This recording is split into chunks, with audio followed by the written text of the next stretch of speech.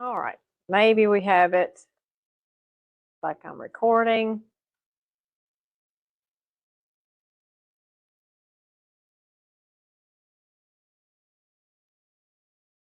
All right, so we're on chapter 4 today. This is our week.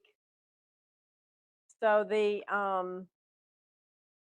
student study guide is here, book resources. I will post, just like I did up here, the class video once it's finished.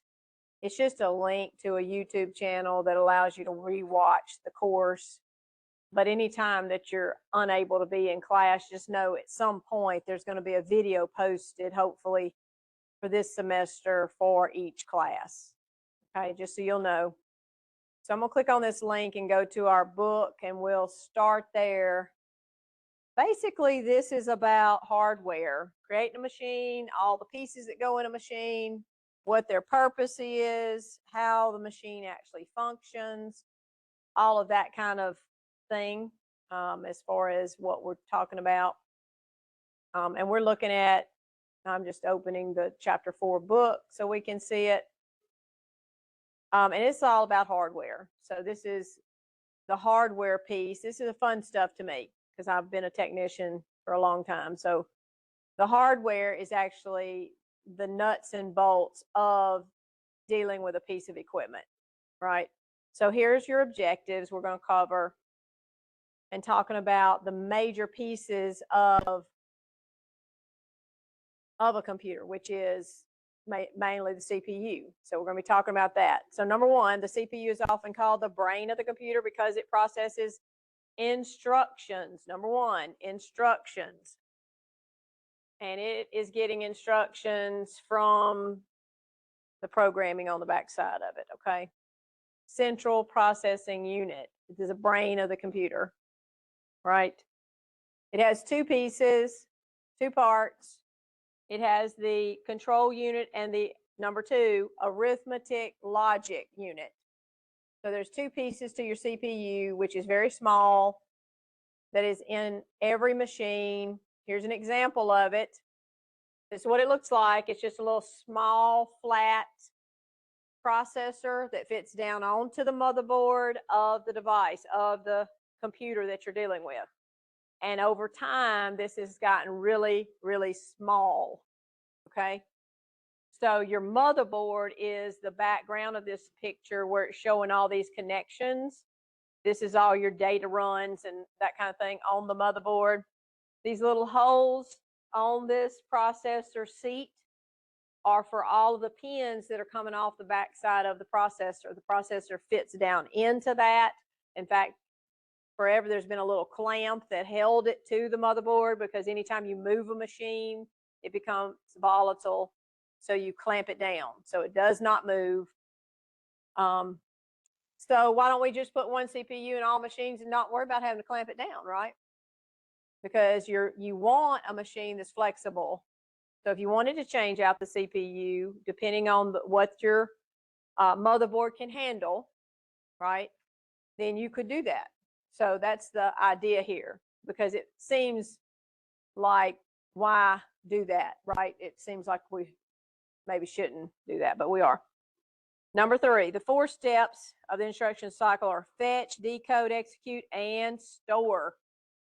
So every instruction cycle that happens with your CPU, which is happening so fast you can't see it happen, can't even think it happened hardly, because it's going so fast. This is your process. So it's making decisions all the time.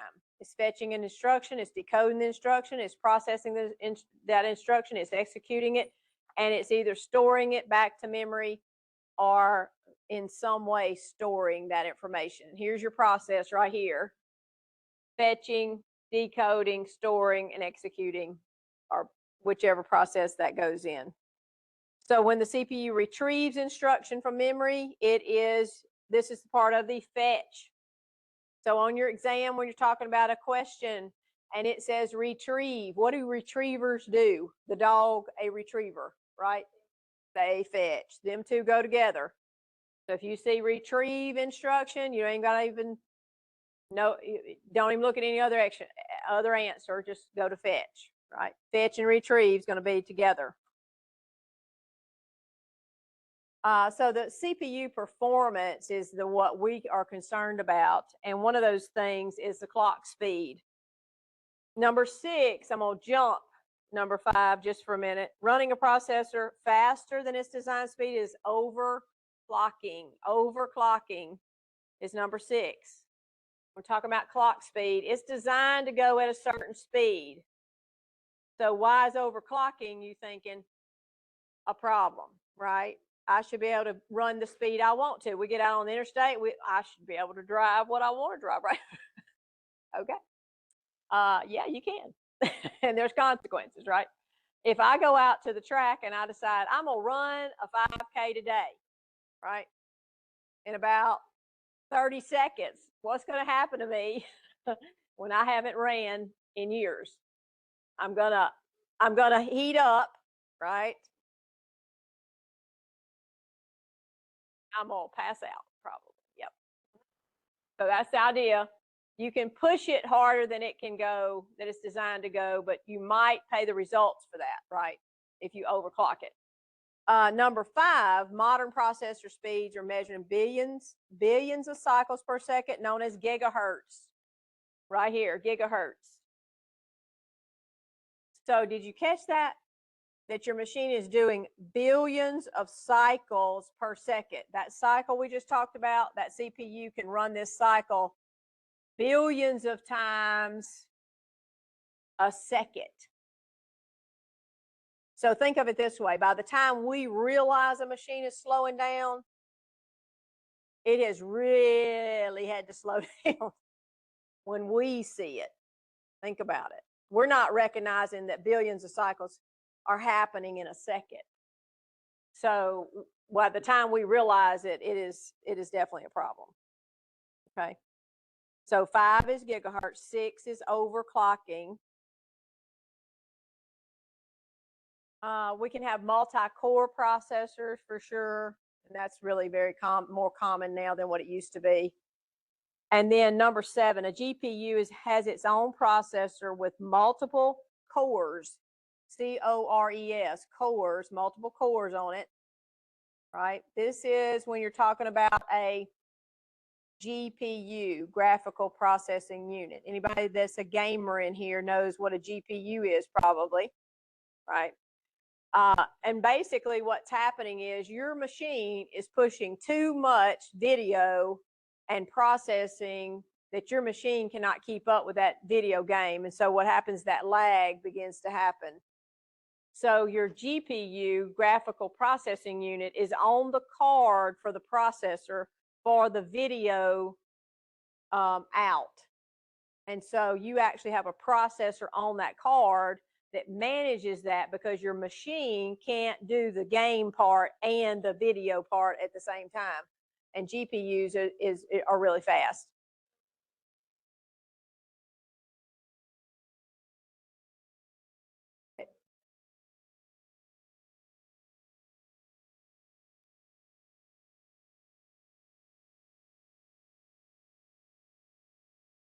Yeah, very similar. I mean, yes.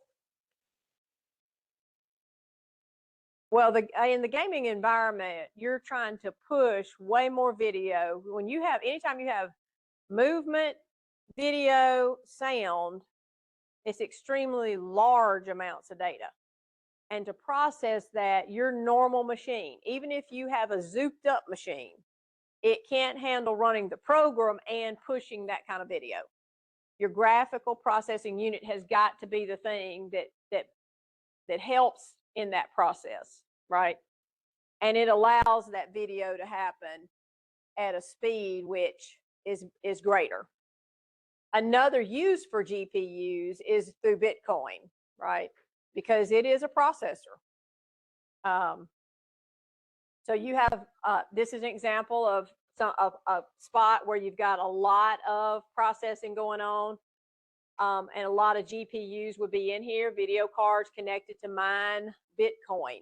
Why? Because they need the processor capability. But what do they don't need? They don't need the OS attached to a normal CPU.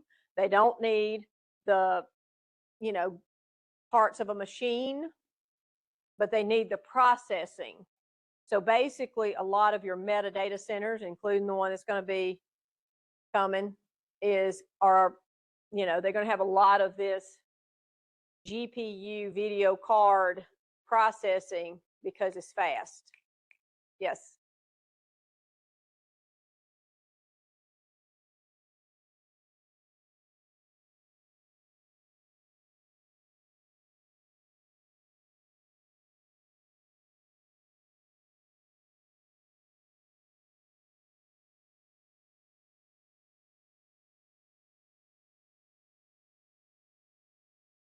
It normally is graphics. In our realm of using a GPU, it is graphics related. But is it just related to graphics? No. Because it is a processor on a card, well, that card, you think about getting 5 of those GPUs. What happened to your capability at that point? Yep, I can chain those together. That becomes 5 processors quickly that allows me to process information. And remember, one of them is doing it billions of clocks a second, right? So what is 5 doing? You see what I mean? It increases your production extremely. And so that the process of Bitcoin, right? Digital encrypted currency. These are mathematical equations that you have to have processors to work through. Because remember, the goal of Bitcoin is that there's no trace. There's no tracing Bitcoin. It's a disruptor to our financial institution, is what it is. If you think of it like that. We've never known to have a different type of financial institution until we got Bitcoin. And do what? No, it's real. I mean, what happened to the little guy that was with Bitcoin who had the most money in Bitcoin, right? He lost it in like that fast because it is all logic and number related.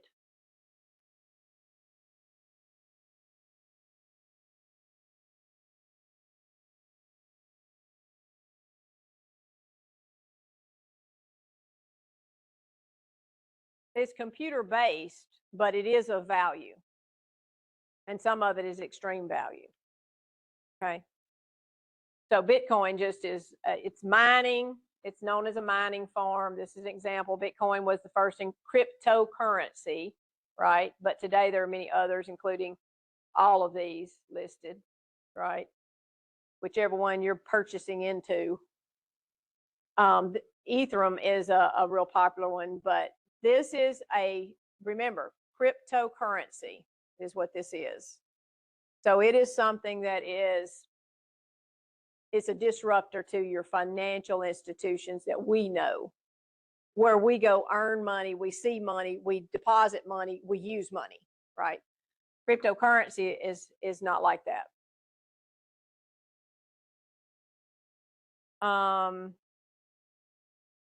Digital signal processors. Let me get back to where I'm at. Number 8, using multiple processors at once to share tasks is known as parallel processing. Parallel processing.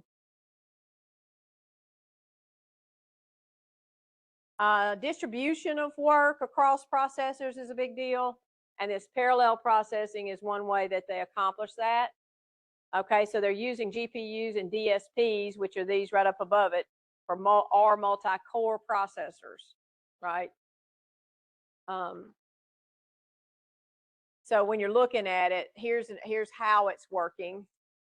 So instead of one processor managing everything, fetch, decode, execute, store, you have 2, and they're running at the same rate or differently. And you can pipeline. Number 10, the ability of a processor to work on several instructions at different stages is called pipelining. Okay. This is used by a single processor because basically what you're doing is working at different pieces of the instructional cycle at different times, right, through pipelining. And pipelining is important when you go to do coding and when you're actually assigning material to happen, like in a Windows-based system, you can use pipelining, okay? So we're getting a little deeper than just the beginning, but here's an example. Here we go. Here's a great example of pipelining. So you have different instructions coming in instead of processing one instruction at a time. But this looks like us if you think about it. Years ago, when you came in, all you would have had was information and material for this class. Now, what are you doing? Your brain is running so fast, you're thinking about, okay, I got to go do this after I finish with school. This is happening. In between my speaking and us learning this, while you're doing all this, what are you doing? Oh, you're on instruction number 2, and you've 3 ways down on it. Oh, I got to turn that paper in. I remembered I was going to do that particular thing. I got to go look at that research to put in that paper. You see what's happening? They're mimicking brain activity. And even to the point of neural networks, that concept is the same. Neural networks are going to be working in the same method as this. So, you know, parallel or pipelining material here is pretty much the same idea. Then we talk about processors. One of the big things about processors, and one way to know where the processor is located in any machine, is find the fan. Processors are running so fast, and what happens when you run fast? You overheat or you heat up, right? And you have to displace heat. That's why most machines have some fan. You'll feel it coming out, and gamers have loads of fans. When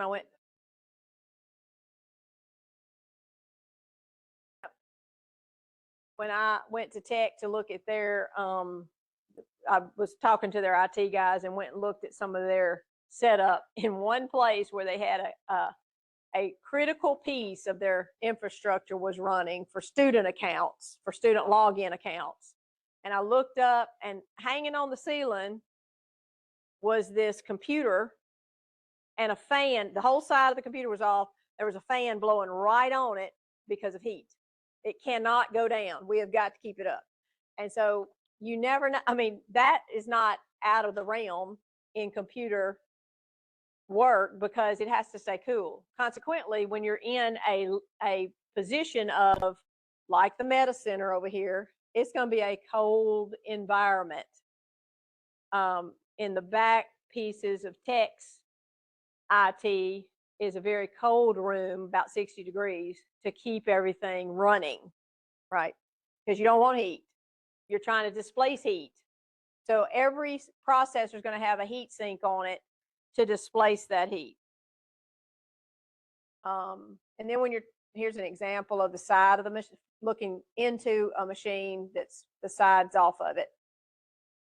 Number 11, the system unit of the computer contains a power supply, drives, and memory. Here's your system unit. Here's an example. And these cards that would be placed down in here would be, or well, there they are. There's your memory right here for this machine. It's to the side of, here's your CPU with the fan. So you know the CPU is below this fan. And then these RAM sticks would fit into that motherboard. Number 12, the main board. Here's an example of one. The main board is a motherboard. Notice they did not call it a fatherboard. Why?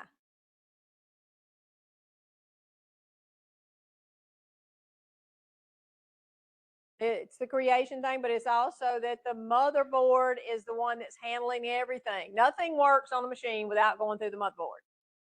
And in most households, mom is the central core to making sure everybody's got their lunch, everybody's getting out the door at the same time, even if we're dragging them, whatever we got to do. Okay. Mom is generally the one doing that. So that's why part of it. But all of this is controlled. Your entire system is controlled by your motherboard. And here's an example of where your memory's at. Of course, your CPU's here because that fan is there. You got ports on the back of the machine to connect to and expansion slots. And this allows your machine to actually offer you more opportunity. And then drive controllers are listed right there. Number 13, in fact, hard disks connect to the system through components on the motherboard known as drive controllers. So that's your answer to number 13, controllers. Motherboard. So drive controllers, this just basically is any hard drive that you're going to have on your system. You're going to plug it in here with a cable. That cable is going to connect right into this connection. Yes.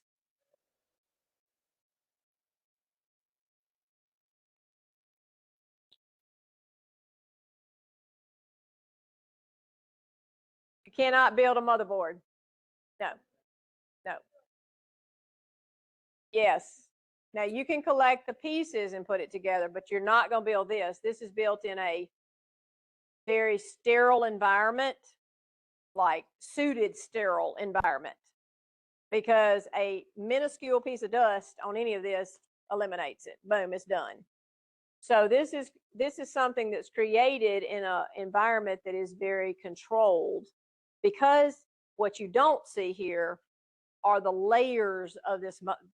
There's loads of layers of the motherboard below this, and all of that is connected together. Yes, it is. Yep. And it has to be in a sterile environment when those machines are working, and people, who's the one's going to bring it in? The people, right? The people, because you can get something very sterile and keep it that way as long as a person's not involved. Yes. Sorry. The other one.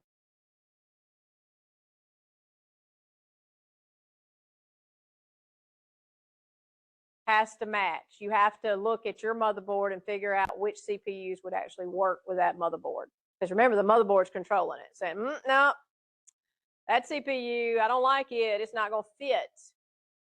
I have a certain size that'll fit for this particular motherboard, and it can handle these different versions of a CPU. See? So it all goes by size, and that's related to speed at which it can handle. So all of it's related to the motherboard. Number 14, expansion cards like video cards or modems connect to the motherboard, but the motherboard, number 14, motherboard again, motherboard itself is not considered an expansion card. What we're talking about here is used to, you could not use a machine without putting an expansion card in it for a mouse, for networking, for sound, for video. I mean, I've put in, there'd be 4 or 5 slots that I'm putting in every card that needed to be in there to just use a basic materials.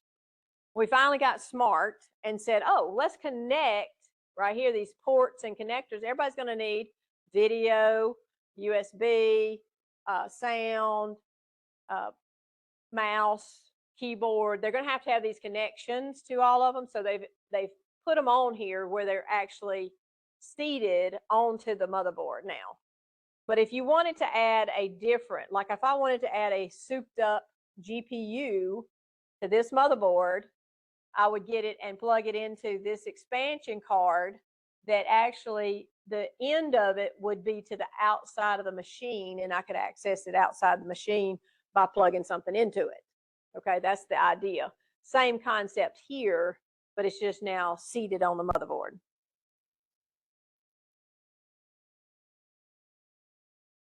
Yes. Mm-hmm.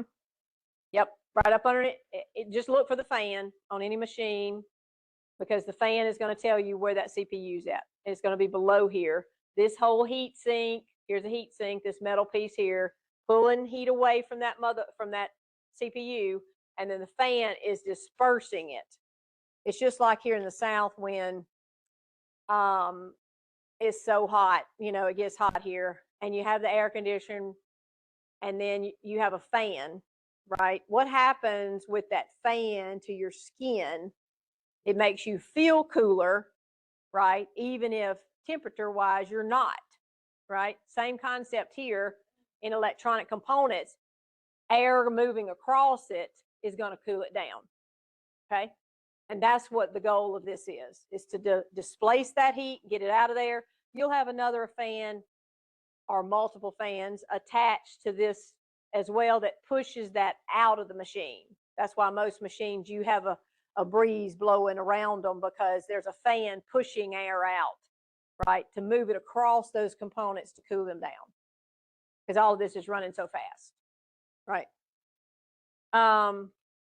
So how does data travel through here, right? All of these different connections. And by the way, that's a enhanced integration drive electronics interface. And I'm going to say this, just know that computer people love the word interface. We use it up just way more than what it should be, but they'll call everything interface. This is an example of a expansion slot. This is a wireless adapter to put into a machine, into a desktop. Data buses, number 15, data. Data travels between components on a computer over wires on the motherboard called data buses. Okay, so we use terminology, everybody gets the concept. Collect that data and roll it around. It's just at a speed at which we can't even fathom. All of this is happening extremely fast, right?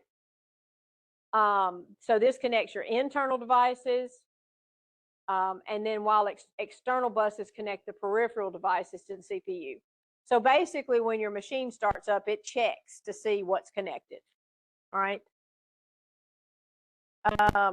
Ports and connectors, all kind of ports that we have: audio, USB, network, DVI, optical, HDMI, and of course USB has been extremely popular. You know what a USB is. Number 16, Thunderbolt technology was originally developed by Apple in partnership with Intel. That's who developed the Thunderbolt technology. And that is extremely fast, right? Here's an example of it. This is this little bitty port. We call it USB-C looks, but it's actually, and they built it together. So when Mac developed the USB or Windows, well,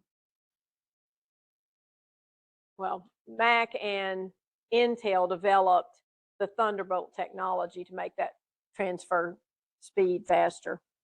And we use it for a lot of things. We use it now for charging. We also use it for connectivity to multiple display devices. We use this in a lot of different ways, this little small connector, Thunderbolt connector. Number 17, a short range wireless technology common use for headsets and keyboards is Bluetooth. Bluetooth, when it hit the market, was just the way, man. We didn't have anything like Bluetooth. When it hit, it seemed like this was going to be our way to access the internet through wireless. In fact, I even used it in that method years ago when it first came out. The problem, what is the problem with Bluetooth?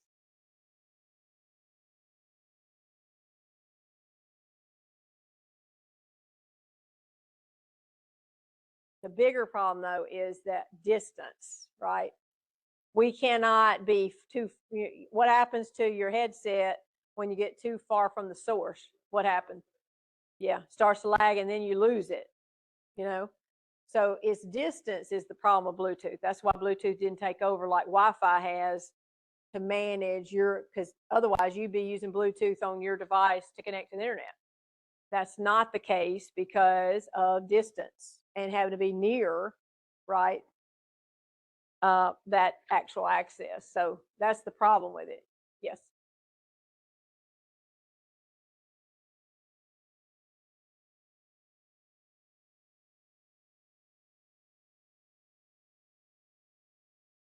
right? But your Bluetooth wouldn't either if you were using it for internet. Basically, the difference is distance to some degree, and the technology is a little bit different in the way it receives and sends data. So the Wi-Fi technology is more reliable, more consistent, and it is broader. Even though it may seem the same, Wi-Fi, like for instance here on our campus, you could probably go to your car almost and hit our Wi-Fi. That's a big distance. Bluetooth, you couldn't go down this hall, you'd lose it.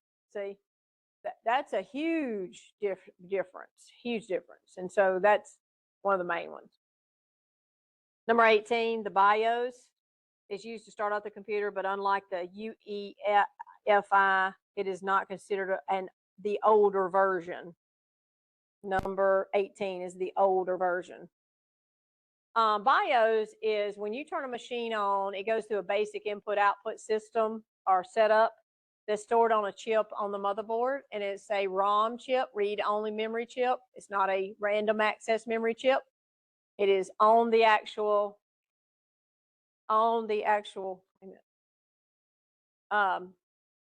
motherboard itself, right? And basically, when you start the machine, it checks, okay, is there a keyboard connected? Is there a mouse? Is there a visual? Is there a VGA or some kind of, monitor of some kind, whatever that is? All the pieces. Is there a hard drive in here? And what happens is, if it's not, your machine will go through a series of beeps. And the beeps were for the technician to know what's wrong with the machine, right? So if you had, it gives you certain long and short beeps to tell you that a keyboard's not plugged in, right? So a technician would know, oh, the keyboard's not plugged in. So that's the idea here. But memory is the other piece that's on the motherboard, and this is your random access memory. And you're running in random access memory right now, because random access memory is so incredibly fast. If we were working off only the hard drive, we would punt kick these out the window because they'd be so slow. When you open anything, it's going to RAM, because RAM is king in speed. That's why whenever you have a machine that is going slow and you bring it to the technicians and you say, what's wrong with my machine? They say, you need more RAM. That is why. Because RAM allows you the number of items you have open at any given time to run them at a speed that you're comfortable with, that you don't even recognize there's a lag, right? So that's the concept of the memory side of this. Number 19, data and programs currently being used by the operating system are stored in RAM memory. RAM, RAM, random access memory. Now, that means that this is volatile memory. In other words, you turn a machine off, it clears the memory. Boom, it wipes it clear. So it's wide open. The whole access of memory is open for the next time you start the machine up or you open something else. Okay? So every time memory gets cleared in that way. Your BIOS is not on RAM. It is on ROM, read-only memory, so it's going to read it the same way every time. It's running through a process and a program on that ROM, read-only memory.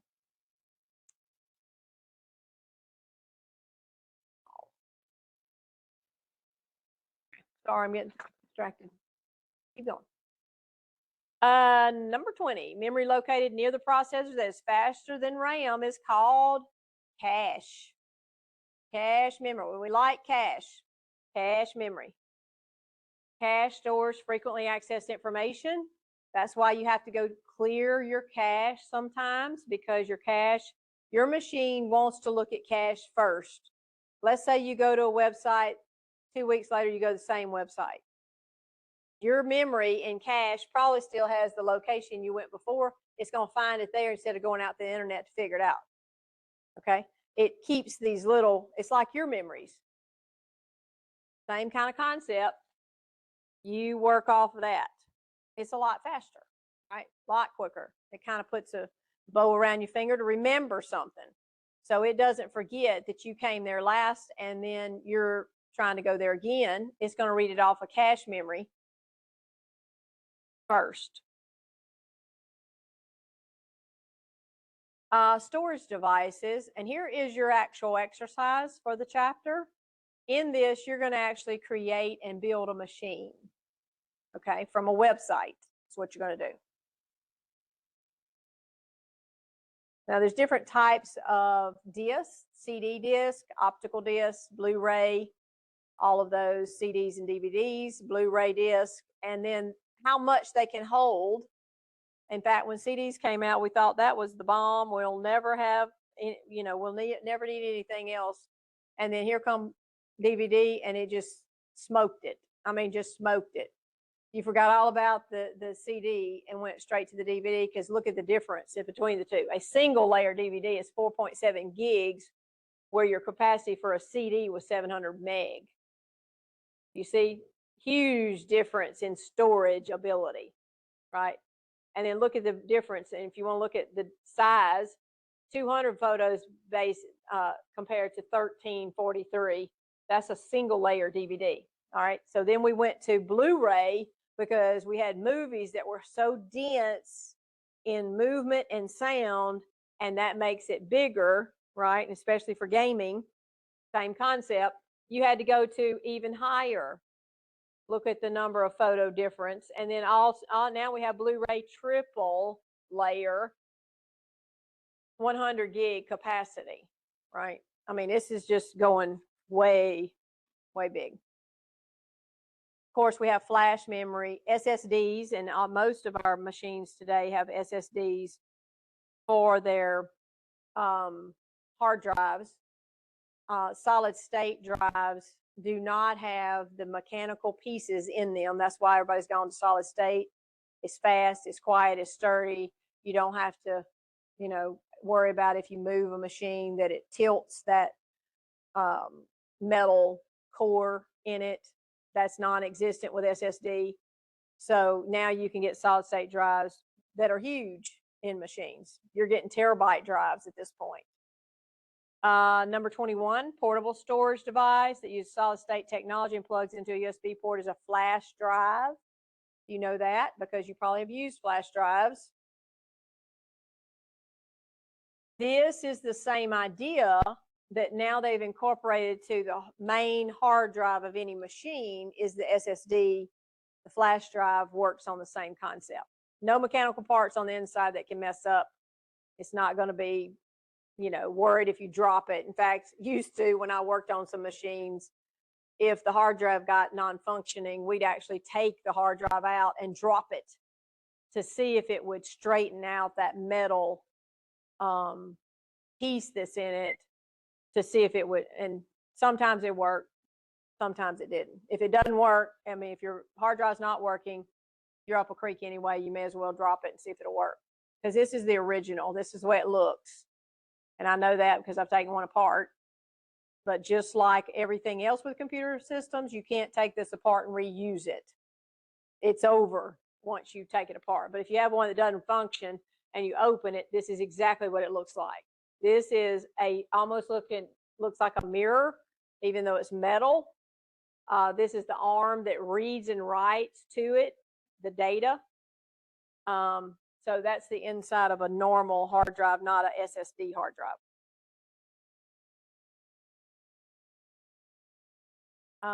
Disconnecting external drives and how to do that.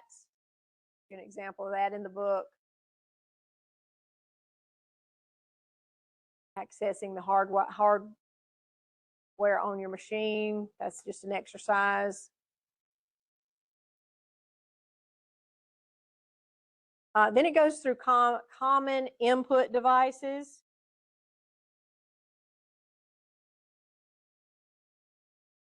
Of course, keyboards, mice, any kind of thing like that. And one of the unique keyboards is this ergonomic keyboard. Notice how the keys are angled.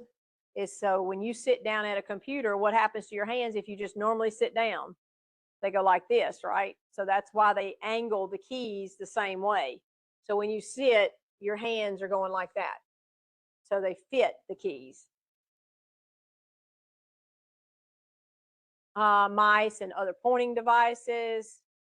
Touch input, of course, with our touch screens, digital cameras, webcams, scanners, all kind of different types of scanners.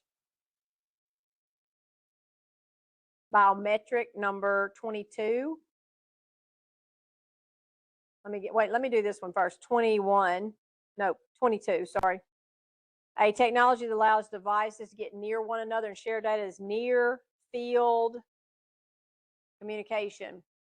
That's what that's called when you're sharing data between two devices, and this is very common now. For instance, if you have a password on your internet at home and somebody else comes into your home and they can you give me the password, you can share that from your phone to theirs by just this near field communication, right? That's sharing it, bringing it within a few centimeters of each other, real close to one another, right? That allows you to do that. And then, of course, biometric, number 23, fingerprint and retinal scanners are examples of biometric scanners. So we're using that a lot more by you using your face to sign in to items, right? And you know as well as I do that sometimes if you're using your face, if you have a hat on or something that's out of the ordinary, it won't pick it up. So biometric scanners are using you in some way. And then, of course, microphones and game controllers. All those are input devices. And then output devices would be examples like our printer. Anytime you're pushing it to a video screen, that's output. You're taking what's in there and you are sending it somewhere. This is the old monitor, CRTs versus LCD monitors. And you see that changed everything, the size of it, the way it manipulated everything. LCDs changed everything. Projectors, like we're using here, is another example of output. And your video cards, here's an example of a GPU because it has fans. Fans tell you something. Anytime you have fans, you can just count on it. There's going to be some kind of processor below it. Audio output, speakers, headphones, sound cards, those are all output options. Printers are all output. One in particular printer that they came up with, and this is used across the board, is called thermal, number 24, thermal printers. Receipts from gas pumps, ATMs, and they even are doing this with retail. At one point, retail embraced this.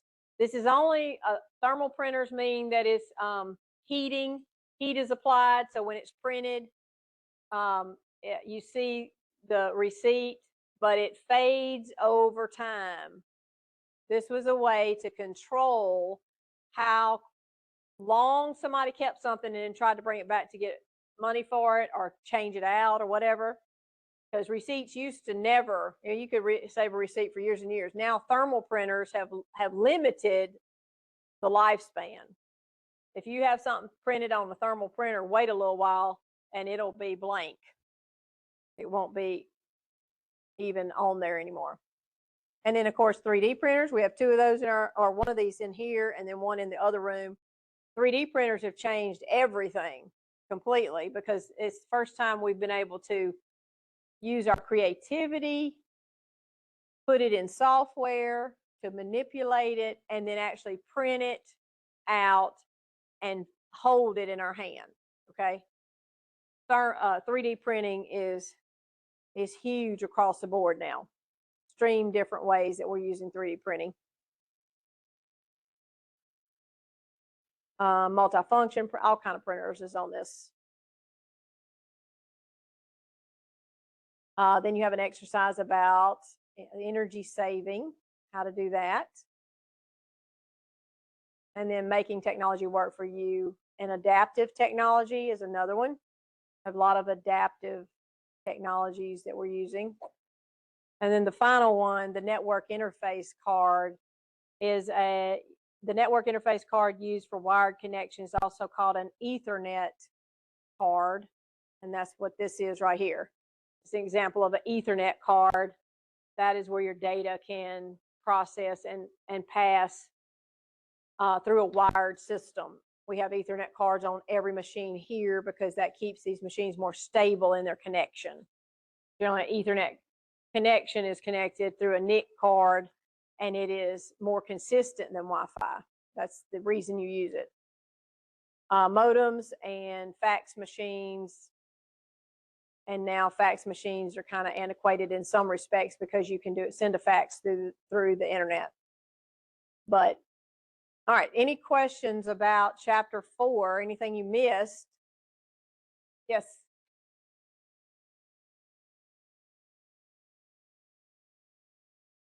Two what? 2 is arithmetic logic. 9 is overheating. 10 is pipelining. 9 is overheating. 10 is pipelining. Anybody else? Yes. 9 is overheating. 14 is motherboard.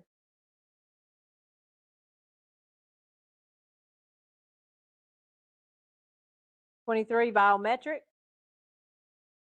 24 thermal. All right, you have one exercise for this chapter, and it is actually building a machine.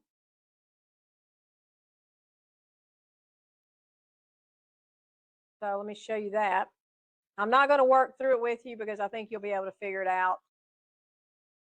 The idea is that you're going to build a machine according to the best.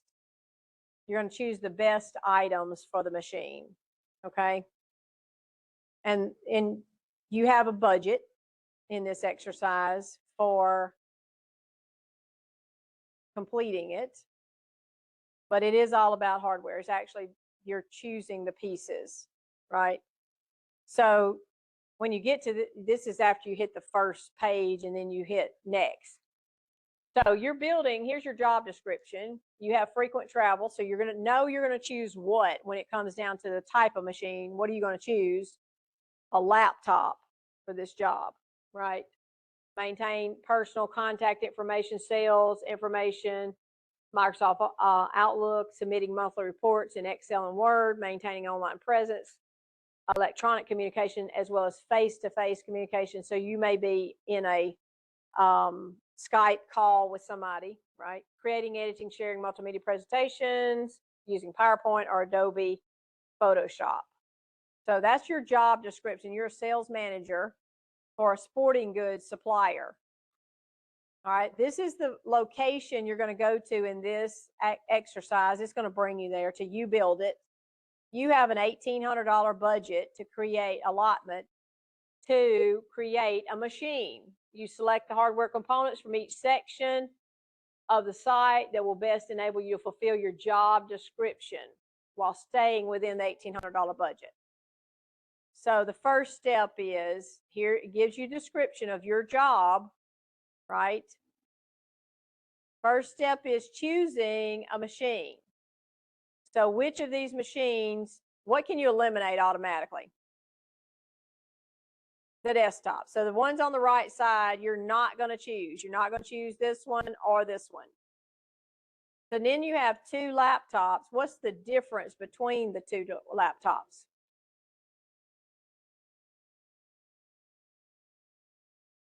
Wi-Fi. Huge important piece right there that you could easily miss between those 2. You have to have the Wi-Fi. So you're going to choose 14 OptiBook 14C, right? And it tells you immediately this is the best choice because you're traveling, need to deliver presentations, blah, blah, blah. Then you say begin build. You've decided on the very first piece, okay? Now the next piece you're going to choose is your CPU. Now, it's hard for me to work on this exercise because I tend to go to the highest CPU that there is because I know, but that's not the case of what you should do for this exercise. So I mess up every time I do this exercise. It's like I'm going with the highest thing, but highest thing, and it's going to be wrong. Just telling you ahead of time. So if you go to the i9, which is the one I would pick, just know it's going to be wrong. Okay. So how do you know? And here's all your pieces you're going to collect along, right? Even to a printer for your work. How do you know which ones, right, to pick? Well, you have to go by system requirements for software. So if you look at each one of these, 2 gigahertz multi-core, 1.6 gigahertz, 2-core, 1.62 core, 1.62 core, and then this one is 1.1 gigahertz or faster, 2-core. Okay, so 2-core is important across the board, right?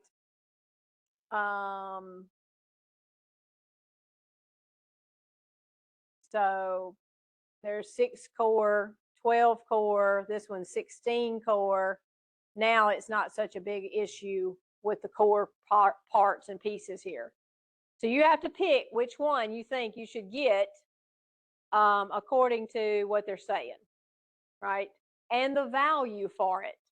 For instance, a 4-core, then it goes up to 6-core, then it jumps, it doubles in cores here, and the price doesn't necessarily exactly double. So pay attention to the price of what you're selecting, right? You don't have to be exactly right on all of it to finish it well, just saying. And again, once you finish creating, you can try it again. But the i5, at least, I would say would work well. I don't know if I had anything 2 gigahertz or faster, so you'd have to have this one. You cannot choose the first one because that's 1.6 gigahertz. You have to have at least 2 something. There's not a piece of software, this Photoshop software requires at least 2 gigahertz. You have to get to the i5, which is still a good machine, right? So I'm gonna say that one. I'll just add it. You can select another processor and update card. If no change, select next to proceed. Okay. And then RAM. Well, I would go the highest RAM, but that's not going to be. So you look at your software again. You have to have 8 gigs of RAM for this first one. 4 gigs, 4 gigs, 4 gigs, and at least 4 gigs. So 8 is the highest that you need. So you're going to choose 8, at least 8. Okay. If I can't do this exercise because I would go to 32 or 16. So you're going to have to pick working through it. Once you build it all the way, okay, then they're going to ask you questions at the end, just like we normally have done.